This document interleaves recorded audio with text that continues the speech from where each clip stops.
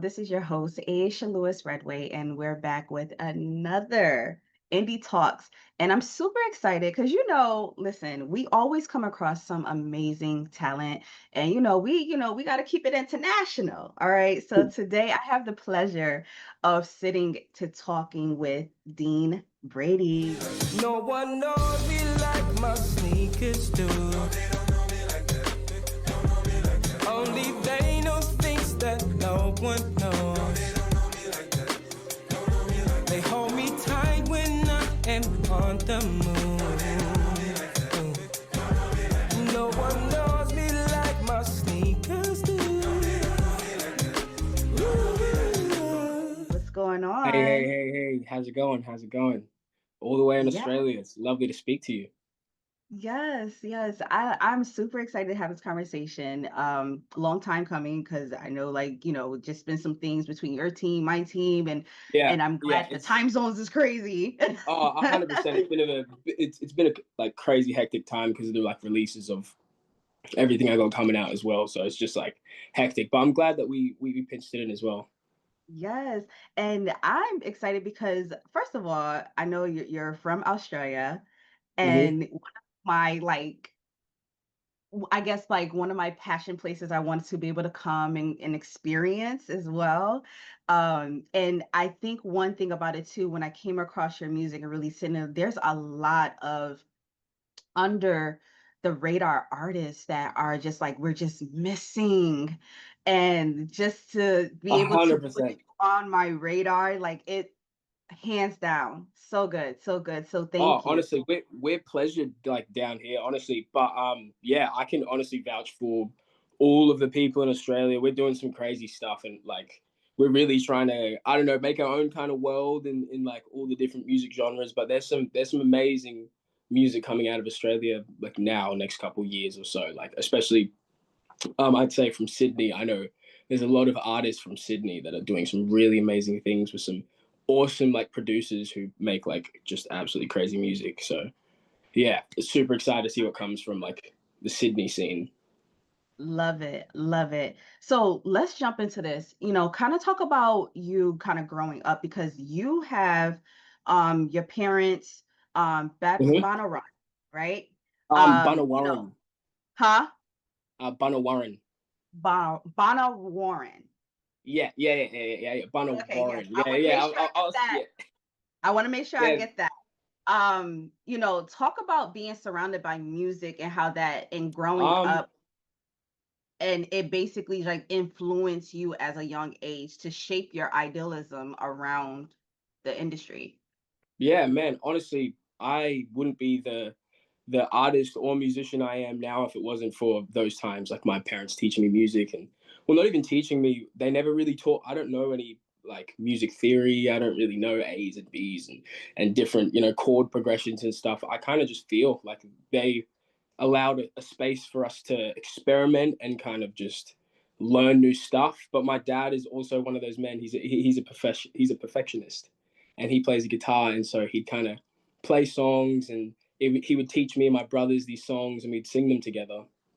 And yeah, it honestly made me an artist that kind of feels my way through music instead of systematically puts in place what is supposed to happen there. Mm. You know what I mean? And in the beginning of my like songwriting process, half my songs they're like there's a chorus that starts it and then like a bridge or like a like it was just so messed up. But it took me a while to kind of get the format and just like all the systematic things that is required in music and like learn the theory of music a bit more. I'm still learning. I'm still a student, but living in that house or living with my parents, both my mum and my dad are singers. Yeah, I definitely think that they shaped me to kind of be a free feeling musician at all times. And I know that there's like a lot of memories, talking about because you said both of your parents are, singers, and obviously Mhm. soul classics is like your thing, Yeah, and you mix it and you basically know how to shape that into your own sound. Kind of what are yeah. some of the things that you took away from your parents that you grew up in a house with that you literally, I guess, like immerse into what you as an artist you do today? Yeah, I definitely feel like um I got my voice from them first of all. Like when I sing, I definitely can hear my mother's voice, but I can also hear my father's voice as well. I picked up how to learn from them and the music that they listen to, and so yeah, in order to kind of find my own sound, it was gradually, but like very truly from their voices and their like them. Do you know what I mean? So yeah, it took me like well, I'm still in the process of learning. I would never say that I'm Of finished right course. now. Like, yeah, I would say my parents really kind of just always were rehearsing, I guess, and I always saw them working with other musicians, and like instead of like pulling up their bandmates on like the chord progression mess up, like I was focusing on why they were asking the questions than like what they were speaking about. And that always fascinated me. Well, just the communication between musicians, because it's like it's not even English. Like sometimes it's like they're saying words that don't even exist, and I think that kind of gave me the ability to make the friends that I have now, and like kind of be silly and like make music with a freedom of like of my own emotions and my own opinions as well. um yeah, I guess that would just be like a strength of character. Like I feel like they definitely gave me a very strong character and what I wanted in music, and that's just because I saw them wanting like their music to be a very certain kind of way. And yeah. And with the culture, like, cause let's really dig into that because there's so much that you can teach outside of within the music, bringing your background, bringing your roots. How do you culturally show up in the music and to embrace your background and embrace your parents' culture as well, trying Mm. to be what is it, faithful to what is today's music, right? In the Yeah, atmosphere. yeah, of course. Well, that's always the hard part, like you learn all of this stuff from your parents, and your parents come from a different time, and now you have to kind of figure it out in your own sense. But I was really lucky. My parents had the best influences. Like they idolized the greatest of like the greats, and so it really gave me a good perspective on what good music and what bad music was. Well, like not necessarily like art is subjective. There Right. is a music for everybody, but in just the sense of musicality and just like when you could feel the love, like the passion. um yeah, yeah, I definitely think that in my career where I'm making music that's for like the youth and for the feeling of youth in myself as well. Just kind of making freedom music and music about like teen love and like very very like small kind of like just petty things. But when you're in those times and like you care so much about them because you're a teen or you're young and you're youthful, um, like they consume you. You know what I mean? But I definitely feel like I don't know. It took me a long time to kind of format my own sound and then incorporate my own culture. So I've been kind of well because my culture in Australia, I'm Gugu Yalanji, I'm Aboriginal, but my mother's side she's African, and both sides are incredibly mixed. So there's all of these different mixes, and she has Indian, African, she has European, South American in her as well, and it's just such a crazy. And so my family they all listen to all of these different kinds of music, and I feel like culturally it's my job to kind of not exactly favoritize a certain thing because I am so culturally diverse, and to kind of utilize that freedom to kind of use all genres and be free with it. And you know it'll take a couple And it's like years to tapping into those different sounds. Like yeah. it makes you well rounded. Yeah, of course. And I don't think I'm well rounded by any means yet, but I think that I'm on the cusp of, well, I know the journey that I want to be on, and Mm. I I feel like if I know what I want and I'm aware of it, and I'm aware, like aware of the music that I want to make, um it'll come to me naturally. Like when I'm a certain age, those different parts of my culture will feel strong in my life, and I'll be able to, put that into my music. And but I feel like right now I'm going through the phases. Honestly, my whole album recently has just been development. Like all of it has been development in trying to find out what my music is, and like kind of just what my musical DNA is, because it's so diverse. I didn't really know which direction I was wanting to go, and I was rapping like a couple years ago, and now I'm like, oh my goodness, why did I do that? But like I feel if I didn't do that. You was trying to figure it out. You was trying to figure it Yeah, out. yeah, yeah, yeah, exactly, exactly. And that's what this whole project came from. Just like 2, 3 years of me meeting with amazing producers, and you know, getting into a studio and just learning to speak about it with people instead of being really nervous and like thinking it's a session. It's two people making music, and I needed to break that down and figure that out through like trial and error, and making a bunch of really bad songs and making a couple good songs that I really like. And, I started to figure out what I wanted, and that's what this project kind of came from. Okay. And so let's talk about your sound, right? So you bridge into this like this kind of old soul, this new generation for Gen Z, very playful, energetic, right? And it's an intentional blend, right? So, Yeah, do you feel like, with you now saying like, okay, listen, I've tried this, I'm maybe tapping here and maybe might tap over here, yeah, how do you describe that, in the sense of you really just trying to, I guess, kind of, I I guess in the sense of, I guess how I'm really trying to put it is really pinpointing and knowing like your audience or your fans, which direction yeah. to go based on them. Because I Oh, think oh, yeah, hundred sometimes, percent. like, as artists, like, I guess in a sense to kind of give you an example, like, what I'm trying to ask is that as artists, sometimes we lead a little bit more to, our fan base, what they're enjoying, what's like, what they really want from us. Yeah, And then yeah, yeah, yeah. times And as the artist, we want to lean in what we want to do creatively and a what hundred sound percent. we want to do at the moment. Yeah, yeah, yeah. I definitely feel like there is always going to be a point of that in my music. Like there's always going to be a point where I want to impress people. I want new people to listen to it and be enamored, and enamored, But I also want to always stay true to, that feeling of when I first made my first song, and like not my first song, but the first song I liked. And I was like, wow, this has all of the stuff that I loved. And so it's like a big jumble of my loving. Do you know what I mean?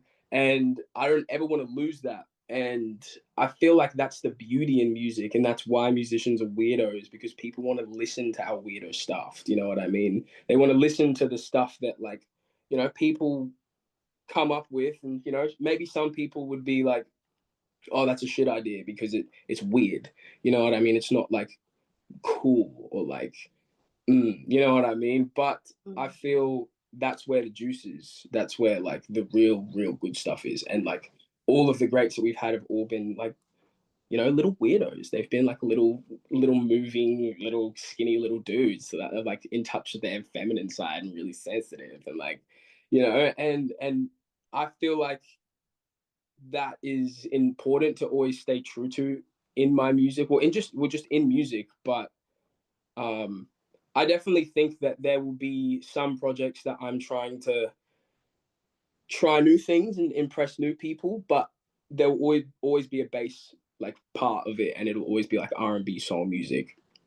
And yeah, I've done like house songs before, but I sang like R&B melodies, and I was like, hey, this could work, like, and so it's a thing that can happen, but Mhm. it's about finding an audience who who just who fuck with you, like not like as much as your music, they like you as a person, and they like what you're doing with your music, or maybe like your thought process behind the music. And well, that's what I love in music or other musicians, just to be able to pick up the process that they're using through their lyrics or through a bass line, and I'm like, wow, yeah, that felt right. I knew that was coming because that felt right. It's like that's communication. I've never met them, and I feel like knowing that you will always be able to make music that talks or connects with your fan base or with new fans. But that's definitely a strength that you get good at, like with being a musician. Mm, interesting. I love that in the sense of understanding, knowing, you got fans that really just deal with you and want to see you, the authentic you.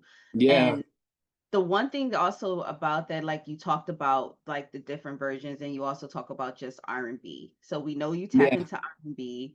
And also you have this little thing about toxic R&B as Oh, well. So I want to hear your own words and your own definition of what you feel like toxic R&B is, and like what excites you about exploring like such a edgy of a part of a genre.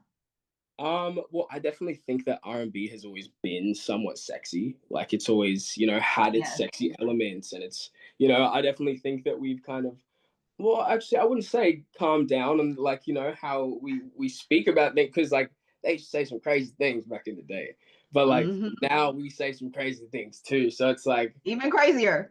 yeah, even crazier, I guess. Yeah, I feel like just music where it's like, obviously speaking of like maybe like a guilty pleasure, you know that you shouldn't be indulging in this, but like, like it feels so good, or like, just with people doing stuff that you know they've been told not to by their homies, and they're like, hey man, don't do that, and they know it's wrong to go talk to her, but like it's a thing that like it's because it's wrong that you want to do it, you know what I mean? And I Mhm. feel like that is always a good string to pluck, because every person deals with temptation.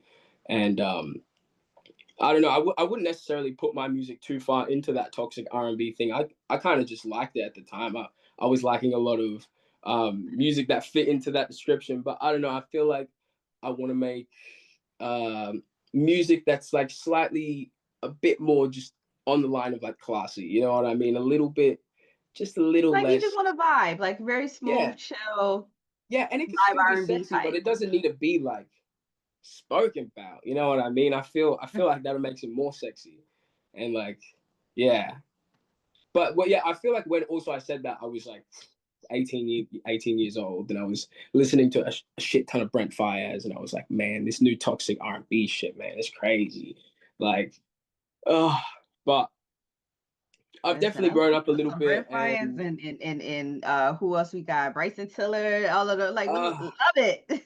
yeah, yeah, no, yeah, 100%.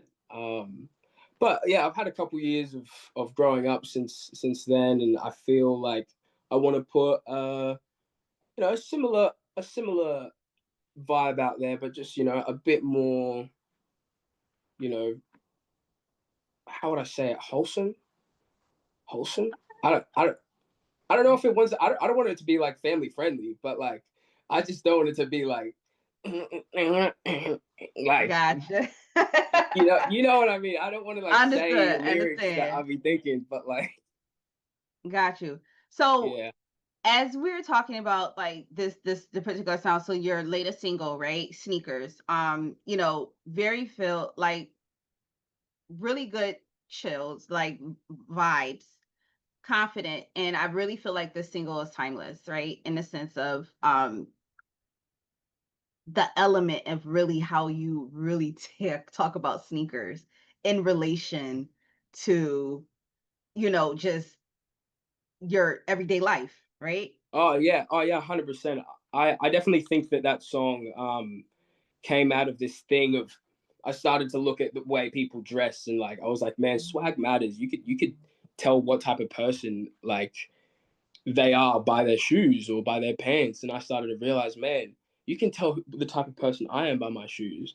And like I always have like these half dirty, like, Jordans on, whether it be like any Jordans, they're always like half dirty, a little bit, they've been ran in, they've like, there's a couple stories behind the sneaks, and I wanted to We encapsulate gotta get that. into that. You gotta tell me how you figure that with the sneakers. Oh well, I just was thinking back, and I was like, man, every time that I got up to any sort of thing. Sorry, can you still see me? Yeah, it flipped. There we go. Okay. Okay, yeah. Every time that I would kind of, get into something, I'd always have like a different pair of sneakers on. And one of my homies, like, I came to the studio one time and he was like, "Dude, every time I see you, you have a new pair of sneakers on." And I was like, "Oh man, like, well, I can't be seeing the same pair twice, or at least in the same outfit with the same pair twice." And so so I was so like just Olympic about it. And then I was just like, let's write a song that kind of, that shows how much sneakers love us because of all the things we do. Let's kind of make Mhm. sneakers a person. Do you know what I mean? And yeah. But that whole song stemmed from the whole thing of, if a person's wearing docs, like you can kind of tell. Well, obviously, like, let's not put people in a book, but like you can kind of tell the type of vibe that they have with their Doc Martens, whether it be like high or low. Like that's another thing that's like, I don't know. Maybe I'm just like, that's my star signs as like a guy. Do you know what I mean? I'm like, hey, he wears. Oh, okay, all right. You know what I mean? And what I appreciate about this single is because sometimes it's just like, because we're always taught like, okay, never judge a book by a cover, right? And then you come through and you really break this down in the sense of like the sneakers and the relationship and personality wise and things like that, because sometimes it is like we literally will dress like in a sense of what we're feeling emotionally or Yeah, we're feeling exactly for right. that day. So it's just like, I was like, okay, nobody really talks about that in the sense of the music, and Yeah, it's fun. It's fun. You made yeah. it fun in the sense of Oh it. yeah.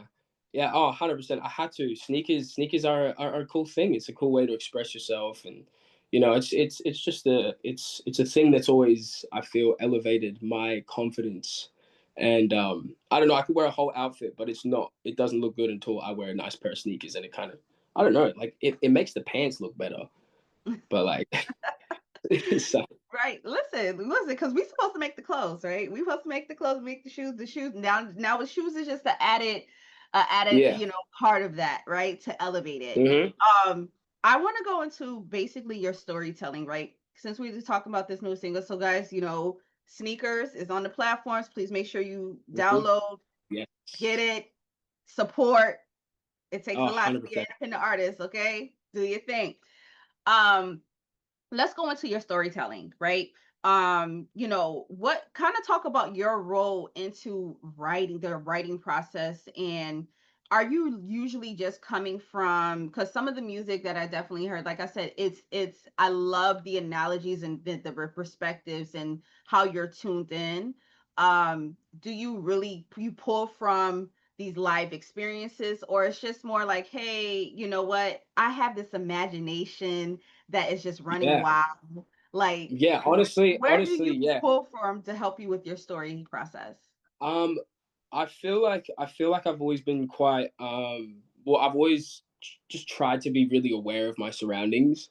And I wouldn't say that all these situations are necessarily even mine. Like I'm always looking around at people and kind of, just feeling out a room or feeling out the energy towards people that I'm walking past or anything. That's just a thing that I've always been doing. And I definitely think that that sorry, I'm blanking again. What was the question So again? Sorry. basically, how are you pulling from for like your storytelling, like in your writing process? Like, is it Okay. more real life experiences, or just you coming from more of an imaginary type of place?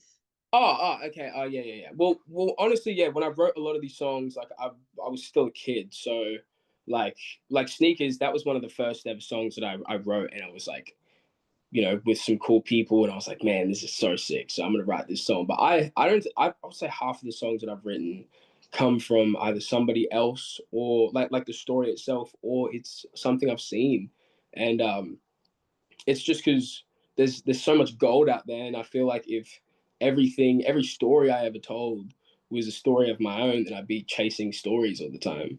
And so like I feel like the beauty of a story is like it comes from other people's perspectives and choices in those moments and stories. So yeah, when I would hear like a certain story about whatever the case may be, I would say to one of my homies, oh, let's write a song or something like that. And, maybe I'd throw it up at, one producer and I'm like, oh, this is an idea that I really like, and it doesn't work out, but if I have the idea, typically I have good enough people around me, to be able to bring it to life. I have some amazing collaborators. I have some amazing writers and producers who have helped me with my development, who have helped me figure out how to write and how to speak about my own feelings and kind of be transparent with it all. And yeah, I would definitely bring my homies into the conversation there. My producer Finbar Stewart, at least, because he has helped me kind of rewrite a lot of the songs that I had finished on this project,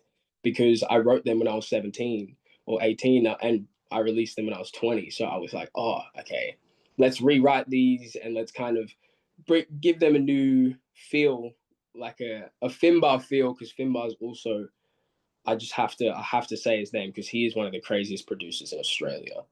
Like, I'm like that might I might have just said something crazy, but he is one of the craziest producers in Australia, and he is one of the loveliest dudes as well. And he has such a passion for music, and a lot of the beauty in these songs is beauty that he has brought out of me.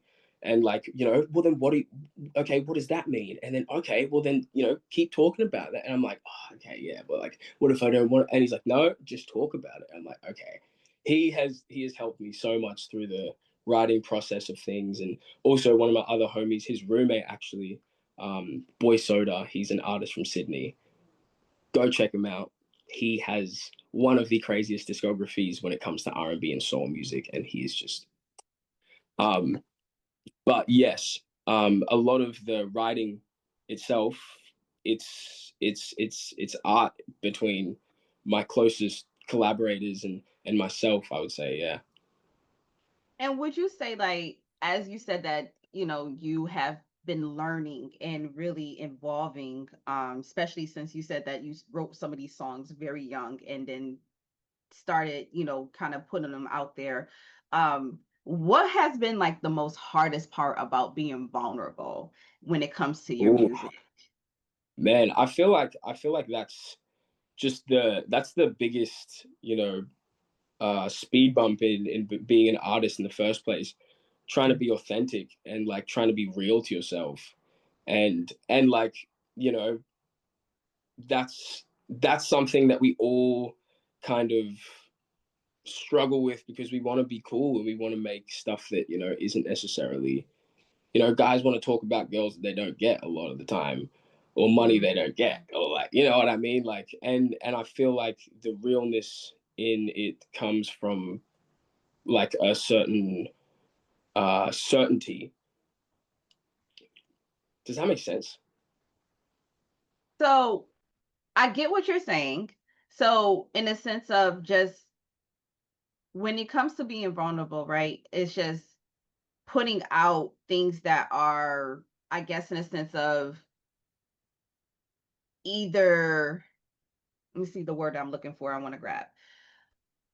What I'm hearing is, in a sense of what it is that being vulnerable, it takes you in a place of just understanding, like your surrounding, right? Understanding who's Yeah, around you to really be to pull out something. Cause like you said, you mentioned, do I really want to, mention something about the girl I can't really get, or the money yeah, I don't have, but yeah, or yeah, yeah, yeah, do yeah, I position myself to think about, well, listen, I'm literally have no money in my bank account today, or I'm really struggling to really find my happy place and things of that yeah. nature. Oh, yeah, And yeah, just yeah. kind of finding that Definitely. balance. 100%. And yeah, as I was saying, with being real and being authentic, um that's the part that makes it easy to be vulnerable, because you're able to be true, and you're not trying to impress anyone. And you can never be truly vulnerable if you're trying to make yourself look cooler in the story. Do you know what I mean? And that's obviously the biggest part about being a good artist is dropping your ego and making stuff that's real, instead of stuff that feels right or people are going to take. But as the question that you asked before, it is important to still make music for other people's taste as well. Sometimes, you know what I mean. You've got to grow as a musician, and as a musician or just an artist, I'd say you're always a student because of trends and because of the industries in the fans' hands and in the listeners' hands. You know what I mean? So you got to be able to be malleable a little bit and you know follow trends, I guess. So the speaking of trends, because obviously, like, being that you're in Australia, right? And one thing about it being international markets, right? There is a possibility for crossover, right? US Mhm. market streams, platforms, and being able to have that crossover, right? And it's big when you do have a crossover sound, right? Yeah. Um, how do you see your sound translating across the cultures and across the seas? Honestly, I haven't even really thought about how it will be taken in other countries yet because I feel Australia is such a like it's such a big place when you live here, you know what I mean? And obviously America and England and just Europe itself, those are the places where, the industry is flourishing. But Mhm. yeah, I haven't really thought about, how I'd translate my music into an American market or an English market. I feel like I would kind of just continue to make stuff the way that I do, you know what I mean? And just be an Aussie dude in America or an Aussie dude in the UK, you know what I mean? And Mhm. yeah, yeah, that's just being true, I guess. Okay. And that's okay, because I mean, like you said, and that's honesty, because you haven't thought about that. Like, you're just doing what you Mm. love, and wherever it transcends, right? Yeah, yeah, But exactly. when you do kind of think about it in a sense, because of the fact that the US have so much richness when it comes to R&B, and so much history when it comes to R&B, do Of you course. think that it can put pressure on you to Oh, kind of every day of my life. Believe me, I listen to music every day, and majority of that music is American music, and I'm just like, wow, this is great. Like this is great, great. And how do you replicate greatness? You know what I mean? And obviously, there's no way to replicate greatness because greatness comes from authenticity. It comes from being yourself. It doesn't come from replicating anything. It comes from taking little bits and bobs and putting it all together, I'd say, but not completely replicating. And um, yeah. Okay. And is there any like festivals or any artists that you feel like you really feel like you can really collaborate with, like, that are US artists or Oh festivals? man, oh man, I just that whole R&B scene in America right now is absolutely amazing. Lucky Day, um, Leon Thomas. I would even say like Kalani. Oh, just I could go on for a very long time, but I would have to say there's some smaller artists in LA or from New Orleans as well. Ombre. I don't know if you know an artist called Matt Keen from LA. I love his Yes, music. yes, yes. He's doing some amazing things. But yeah, there's a lot of really awesome artists in America who aren't necessarily playing the festivals and stuff, but I think they're like actually so awesome. Um, so yeah, I feel like any anybody who'd be willing to you know take Australian R&B because it's kind of a very similar thing. It's just my accent's a tad different, and like I'm singing about stuff that's happening down under, and like and like yeah. Listen, manifest it. This is your time. We manifest, because somebody's gonna hear it and they'll be like, "Yo, this dude's dope. Like, we want to get on. Let's see how we can get this going." You know. Yeah. Um. I want to say thank you so much just for sitting down and have this conversation. I do want to do something fun, really quick, Yeah, rapid fire with you. let's do it. Let's So, do it. Let's do it. since you talked the newest single or the latest single is Sneakers, I want to do quick steps with Dean. So, you're going Okay. to have to choose one or the other. So, Okay. sneakers or dress shoes? At the moment, my life has been changing. I've been doing other things. This is hard. Yeah, I've been needing to dress like a big boy. So like, but sneakers. I have to. Oh, yeah, I can't. Okay, sneakers. All right. All right. First album you ever bought or streamed on repeat? Off the wall, Michael Jackson. Yes. Dream collab, Stevie Wonder or Anderson .Paak? I mean, oh, that's so. It has to be Stevie, but like working with Anderson .Paak would be. Oh my god, that'd be amazing. It would be Chef's Kiss, right? Yeah. Oh, that'd be so sick. Oh my goodness. Okay. One word your friends would use to describe you. Um. Oh man, there's so many like inappropriate Aussie sayings that that are coming to mind, and I just I don't know. I would say smiley. I'm always smiling. Okay. All right. Love that. Great. Okay. What is your go-to karaoke song? Oh man. Oh, anything by Mint Condition, honestly. You know, Okay. I love a good Mint Condition song, and oh man, that's like by Tevin Campbell. When somebody goes up plays Tevin Campbell, I'm like, all right, let me pull up some Mint Condition. Okay. You really you study, you got Oh it. Okay, man, yeah. Oh yeah. got it. Food you cannot live without. Um, Southeast Asian food, anything Southeast Asian. So like, just Thai food. Okay. Love some Thai. All right. Mm, And mm. late night studio vibes, like candle lights or neon lights. Okay, I'm gonna say, well, I like the vibe of candlelights better, but like, there's been a bunch of things about like candles being like, you just made the flavoring and stuff is made out of the wrong things, and so, so I'd probably pick neon lights for my health, but for the look, candles. Gotcha. And what is your most used emoji when you're texting your friends? Um, probably this one. Probably this one. Yeah. And if you weren't making music, what you think you'd be doing at this point of your life?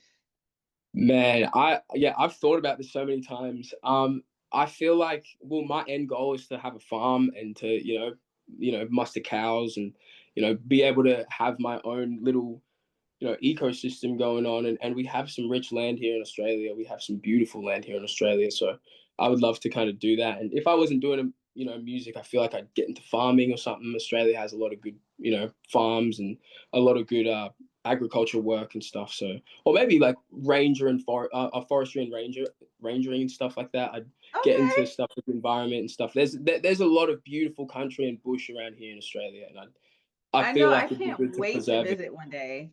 Oh man, it's, I would say, one of the most beautiful places in the world. It has a place for everything. Yes. And as we're wrapping up, first of all, let's talk about some of your biggest learning curves in regards, because you're still going, you're still, developing, you're still moving and drawing out what is your path and your Hmm. legacy in with this industry, right? Yeah. So, what has been like your biggest learning curve in the music industry so far?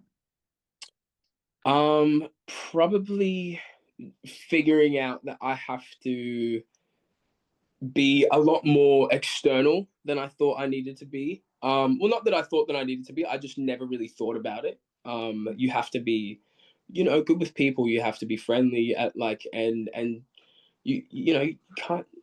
I don't want to say the C word, but us Australians, you can't be a C word. You know what I mean? You just you got to be a good person. And I feel like coming into the industry, I was really quiet and like kind of minding my own business, but my older homies at Boy Soda and Finbar, they've been like, no, dude, be yourself. You're a cool kid. Go out there, meet people, networking is one of the most important things of our job, is being a good person and showing other people your character and letting them be the judgment of your character, because at the end of the day they're going to take you just as a fan is going to take you. So yeah. And as you continue to develop music and put out new music, from when you started, because obviously, you're still relatively young, but you started even Yeah. younger. Looking back from when you first Yeah. started to where you have come now, like talk about that growth, like talk about like the things that you have seen and the things that you want to see even more within yourself as you continue. Oh man, yeah. Well, I've been doing music my whole life, and obviously, it's been one continuous journey of of kind of learning. Well, learning my own voice, learning the changes of being a man, and the changes that come with it, and especially and my voice and stuff. And I definitely think there was never really a transition point. It's always been a transition point, and I don't think it'll really ever stop when we're speaking about like musically, or even me psychologically, spiritually. I feel like it's always going to be a moving train, and I'm never going to stop uh, learning and getting better at my craft and getting better at the things that I'm good at. And yeah, I feel like I'll just get better at honing in on my strengths, because I'm very I'm very good at trying to do more things than I can, or like half doing something and then like trying to do something after I've just half done something, and like yeah. Okay. And my favorite question and last question that I always ask all of our on our interviews is, even though you're still continuing your journey, you're still evolving, and you're still Mhm. trying to, kind of figure out some things, right?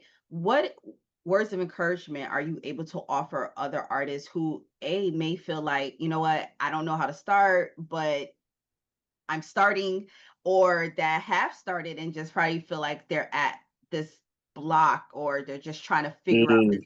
this path in regards to this industry? I honestly think I've touched on all of the things that I would say to other artists or younger people, older people who are listening to me. But my main thing is just be yourself. Like you're not going to get anywhere trying to be someone else, and if you do, somebody's going to realize you're full of shit at some point. So go through everything being 100% yourself and hone in on your strengths. Don't try and be good at something because somebody else is better at it. Do you know what I mean? Control your ego and hone in on your strengths and be yourself. Yeah, those would be All my right. three. And when can we expect upcoming project? What we got going Oh, on?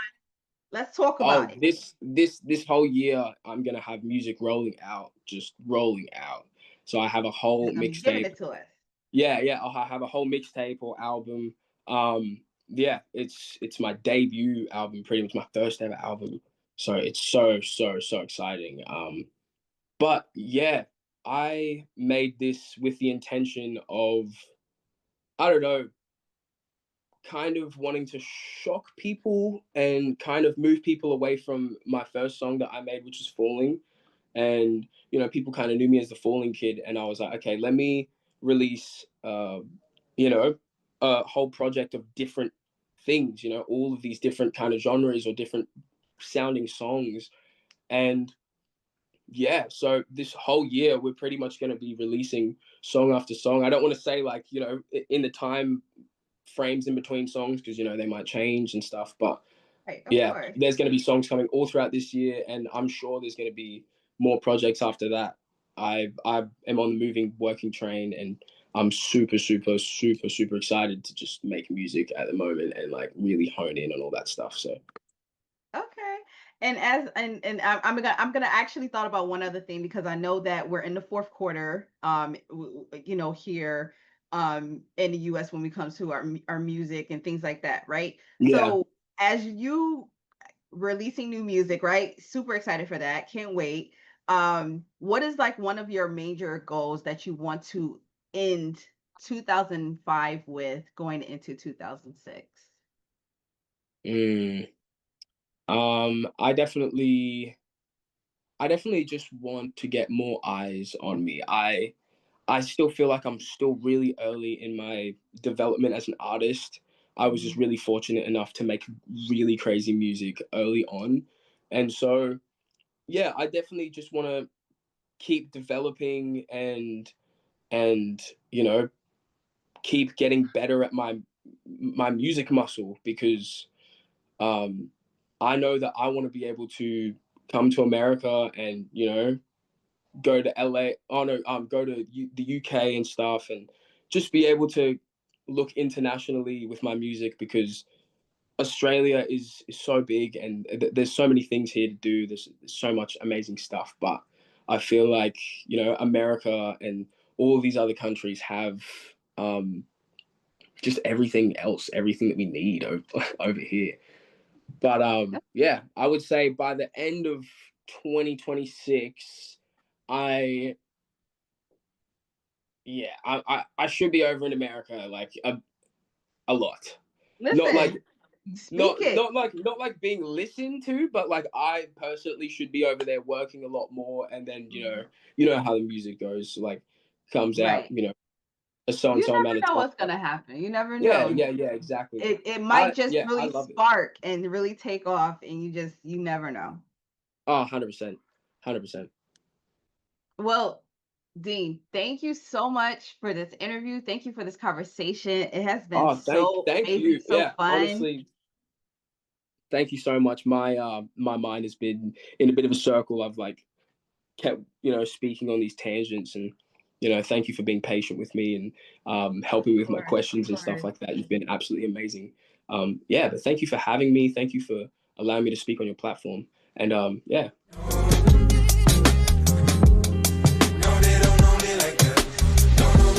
No one knows me like my sneakers do. Only they know things that no one knows.